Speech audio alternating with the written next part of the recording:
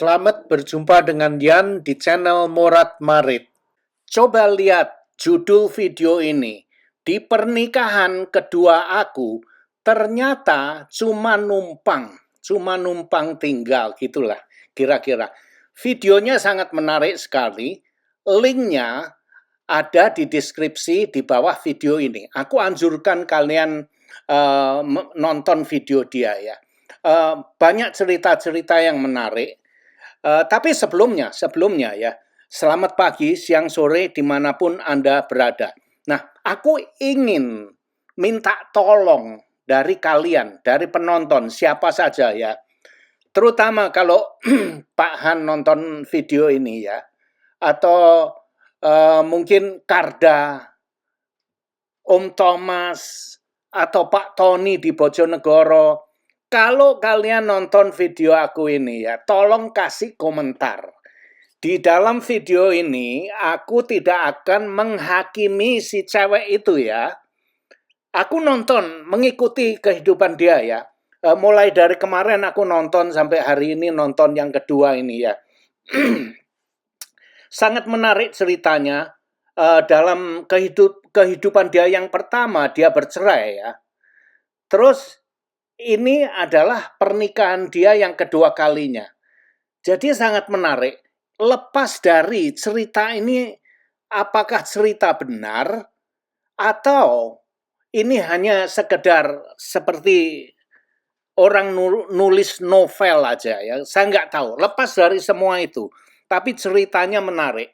Nah, setelah aku menonton beberapa videonya dia ini, aku tidak tahu apakah ini cerita nyata berdasarkan kehidupan dia atau dia hanya ngarang cerita novel aja, saya nggak tahu. Tapi ceritanya menarik. Coba tonton video dia ya.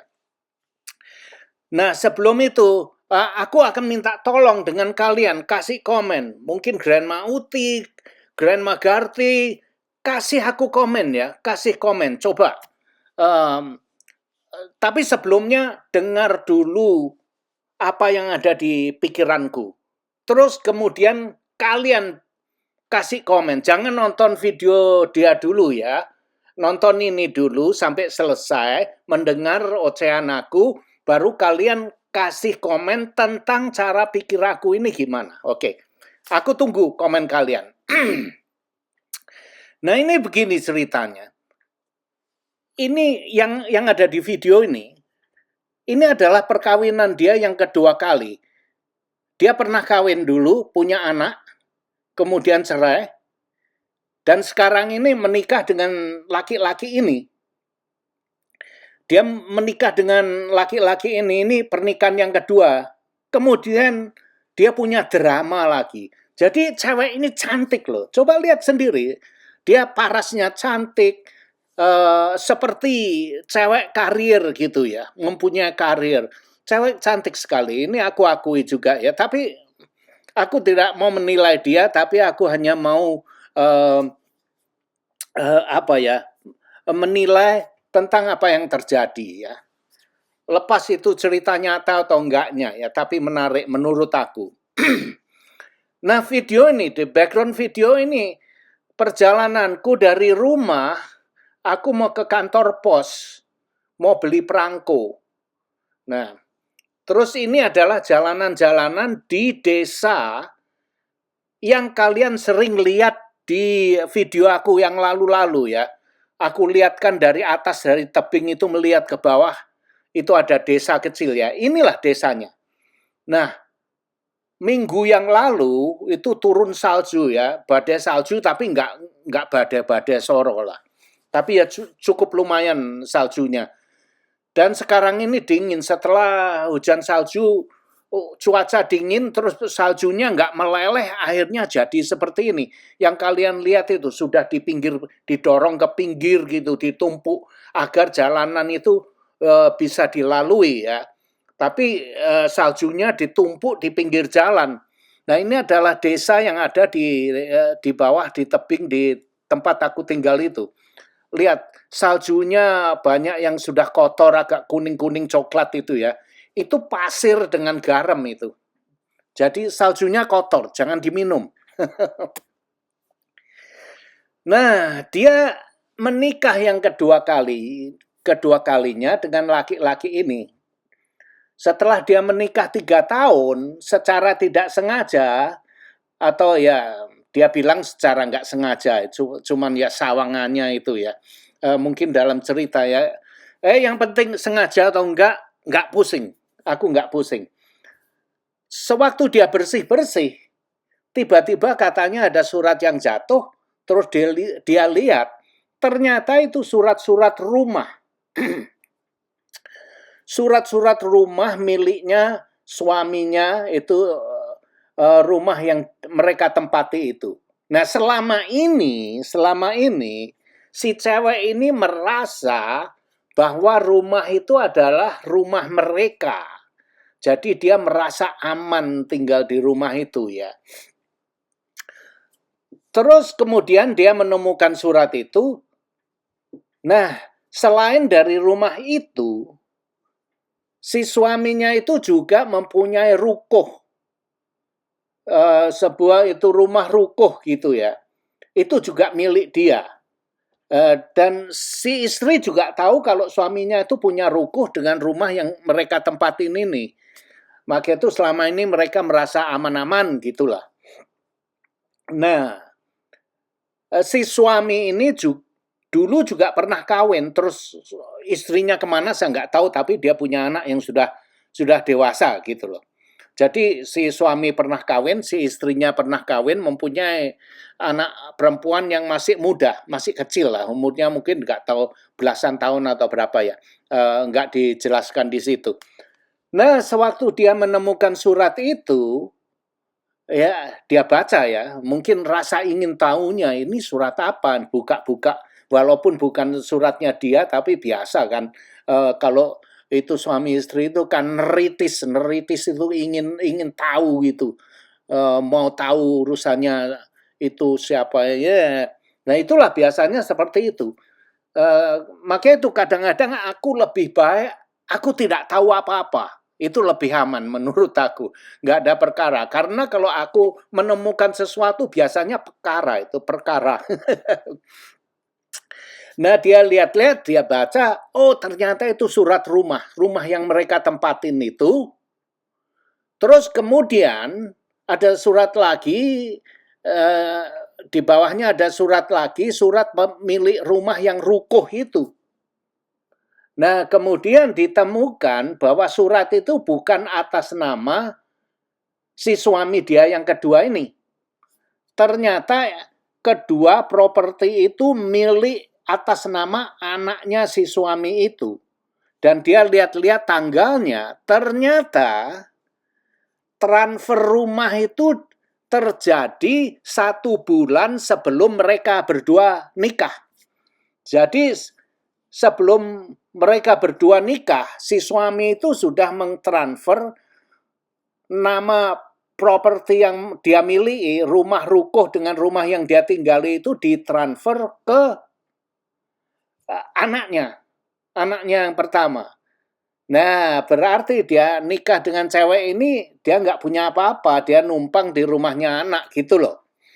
Nah, si istri setelah membaca itu, waduh dia sakit hati.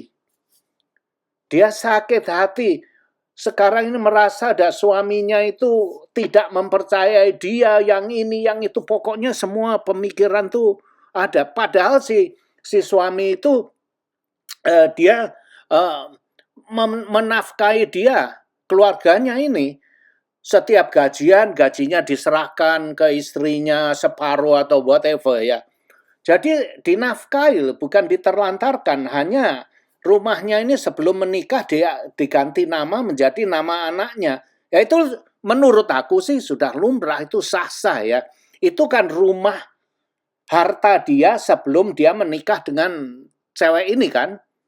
Nah itu menurut aku sah-sah aja. Tapi lantaran ini si cewek itu jadi marah-marah, tersinggung. Dia bilang, oh ternyata aku di sini hanya numpang aja, aku kira ini duit, ini rumah kami berdua gitu. Nah itulah, salahnya cewek itu selalu menggantungkan bahwa duitnya itu itu rumah itu milik berdua, padahal rumah itu dimiliki sebelum kenal dengan si cewek ini. Tapi si cewek ini ingin agar rumah itu atas nama mereka berdua, yang mana bisa.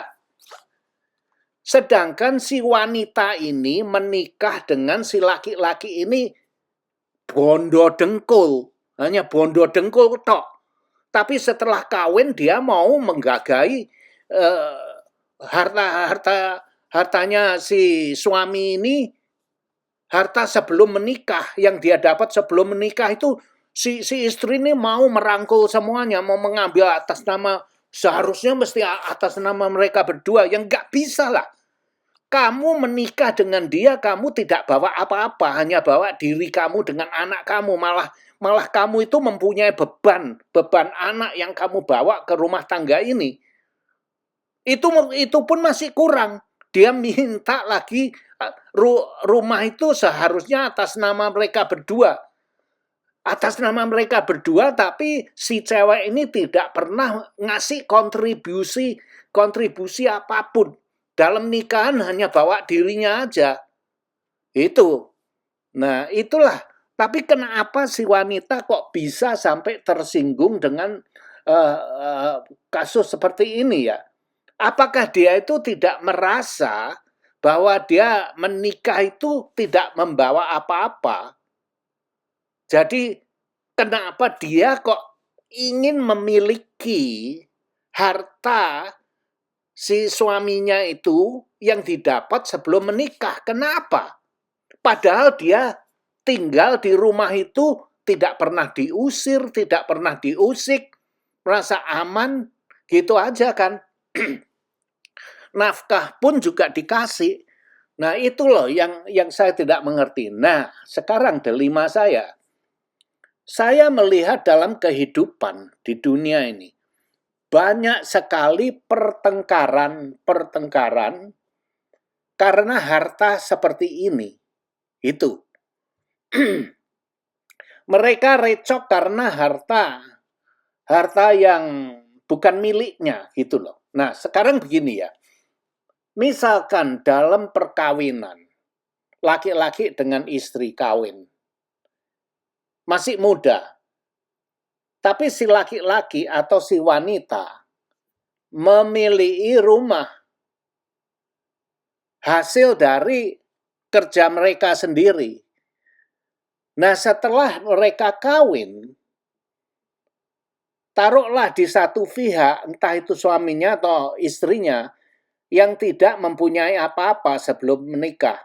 Taruhlah dalam hal ini ya, si istri sewaktu menikah, si istri sudah mempunyai rumah. Dia beli dari hasil kerja dia. Terus kemudian nikah dengan laki-laki ini. Laki-laki ini hanya bondo dengkul saja. Nggak punya apa-apa. Tapi mereka berdua mempunyai pekerjaan. Terus kemudian sudah kawin. Nah, pertanyaan saya, apakah si laki-laki yang bondo dengkul ini, dia mempunyai hak atas kepemilikan rumah si istri dia ini? Menurut kalian gimana? Menurut aku, si laki-laki nggak punya hak. Tapi ada loh orang yang mau memiliki ini kan sudah suami istri, nah, itu gitu. Sebaliknya, kalau si suami sudah mempunyai rumah hasil dari kerja dia sebelum nikah, terus istrinya nggak punya apa-apa, istrinya hanya bondo dengkul, ya mana bisa si istrinya mau mengklaim rumah itu? Nggak bisa ya. Menurut saya ya. Tapi ada hal-hal yang seperti ini akhirnya dijadikan sengketa. Nah, sengketanya itu apa? Kalau kamu tanya aku ya nggak bisa gitu ya, nggak bisa. Tanya teman nggak bisa. Tapi kalau di salah satu pihak itu, tanyanya ke pengacara, ke kuasa hukum, ke lawyer. Lawyernya pasti akan bilang bisa gitu. Lawyernya akan mencari dalil ini pasal itu gitu dicarinya. Kenapa begitu? Karena lawyernya nantinya kan cari duit, kan dihitung ongkosnya itu kan. Semakin mereka berantem, semakin kasusnya lebih besar, semakin ongkosnya lebih besar. Nah itu loh problemnya dengan lawyer. Saya tidak membenci lawyer, kadang saya juga butuh lawyer untuk membela diri saya. Nah begitu, lawyer yang baik dia akan mencari sesuatu demi kepentingan klien dia. Iya, itu kerjaan lawyer kan. Tapi itulah penyakitnya yang ada di dalam kehidupan ini mungkin berasal ya dari lawyer itu. Tapi kalau kalian mempunyai common sense, mempunyai otak untuk berpikir, dan kalian tahu diri, itu semua tidak akan terjadi. Perkawinan kalian akan jadi utuh, gitu. Jadi, oh saya kawin dengan dia, saya nggak punya apa-apa kok. Nah itu properti itu dia dapat setelah sebelum menikah atau kenal dengan saya kok. Jadi ya itu milik dia. Kalau kita bisa memisahkan semua itu, akhirnya tidak bisa jadi drama seperti di ketoprak gitu ya. Nah itu menurut saya seperti itu. Atau bisa jadi begini, mungkin perkawinannya itu sudah retak karena mereka berdua tidak bahagia. Dulunya bahagia-bahagia, akhirnya setelah menikah 3-4 tahun, mereka recok terus, berantem terus, mereka mau bercerai. Nah, dalam perceraian inilah salah satu pihak bisa mempersoalkan hal ini untuk membalas dendam. Bisa banyak yang terjadi seperti itu. Nah, maka itu kadang-kadang aku berpikir ya, hidup ini bukan main, drama-drama seperti ini bisa terjadi. Bisa terjadi. Dan apalagi sekarang ini itu lawyer itu sudah berkeliaran di jalan-jalan ya. Jadi kalau kalian tanya lawyer pasti bisa. Itulah. Tapi kalau kalian memakai otak sendiri untuk berpikir, ya itu bukan punya saya, bukan milik aku, ya biarin aja gitu loh. Kadang warisan itu bisa membuat kehidupan kita tambah rumit. Bisa membuat perkara. Juga warisan orang tua pun juga sama. Apalagi aku banyak ya melihat orang tua misalkan sudah atau masih utuh berdua atau ditinggal suaminya mati atau ditinggal istrinya mati. Karena dia sudah tua, dia itu mempunyai maksud baik. Wah, aku sudah tua ya, biar mumpung aku masih hidup, aku bagi-bagi warisan ini dibagikan gitu ya. Setelah duitnya dibagi-bagi, akhirnya anaknya semuanya meninggalkan orang tua ini. Orang tuanya terlantar. Banyak ini yang terjadi seperti itu, banyak sekali. Nah, maka itu saya itu anjurkan juga orang yang sudah tua-tua itu jangan buru-buru menyerahkan harta kalian ke anak-anak dan kemudian kalian menyerahkan hidup kalian terserah anaknya nanti agar anak-anak memelihara kalian. Jangan sampai seperti itu. Percayalah, lebih enak kalian itu bisa independen. Lebih enak kalian bisa hidup mandiri tanpa mengharapkan anak-anak itu.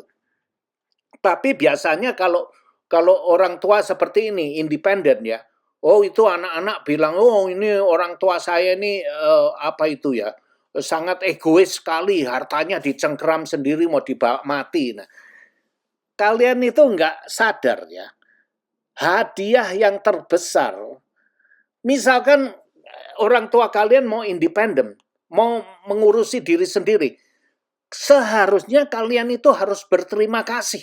Ini adalah hadiah yang terbesar dalam kehidupan kalian. Karena apa? Karena kalian tidak akan repot ngurus orang tua kalian. Maka itu kalian bisa berkarir seenak udelmu dewek gitu. Bisa berkarir, berbuat apa tanpa takut.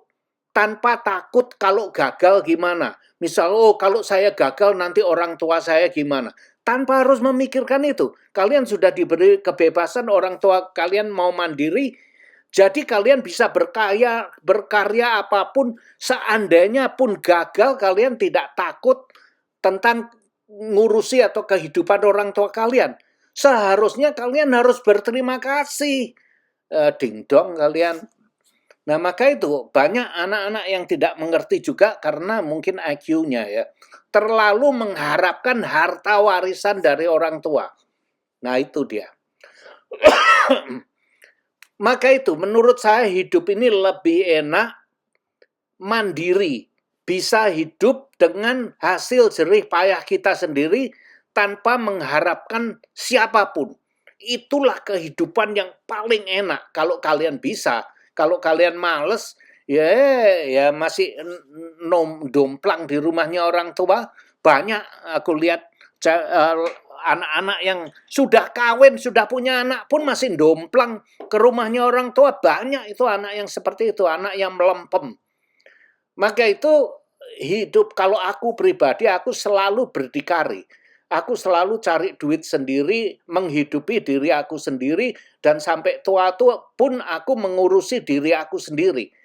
Udah nggak mau mengharapkan siapapun, aku harus bisa menghidupi diri aku sendiri. Maka itu. Nah, itulah yang jalan yang aku ambil. Tapi kalian ya nggak tahu, terserah kalian ya. Kalian mau hidup yang macam apa ya. Oke, sampai di sini dulu teman-teman. Ini sudah mau habis. Coba jangan lupa ya, kasih komen. Jangan lupa meninggalkan komen. Please, please, please. Saya ingin mendengar pendapat kalian seperti apa. Dan jangan lupa nonton video ke channelnya wanita itu yang ada di video yang pertama itu, kalian tonton ya, linknya ada di deskripsi di bawah video ini. Tontonlah beberapa video mereka itu, sangat menarik sekali tentang kehidupan. Nah, aku tidak menghakimi dia ya, aku tidak ngomongin dia, aku hanya menceritakan tentang apa yang ada di otak aku. Oke, sampai di sini dulu. Goodbye. Ciao, ciao. Terima kasih sudah nonton video ini. Dan jangan lupa like, comment, share, dan subscribe. Adios, my friend.